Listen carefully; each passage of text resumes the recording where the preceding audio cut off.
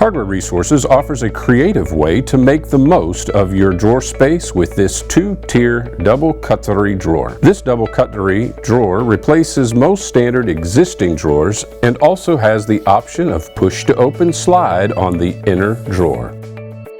Hardware Resources, organization made simple.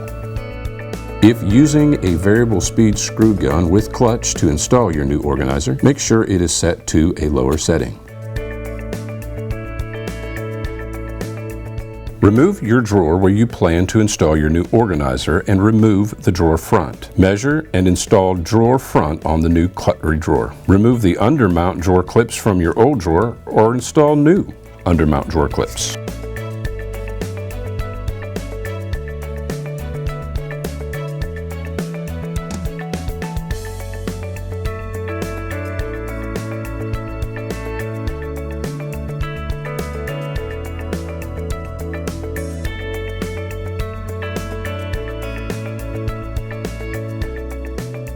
Pull the undermount guides out of the drawer opening and place your new organizer on the slides and push the drawer closed, making sure the drawer clips fully engage.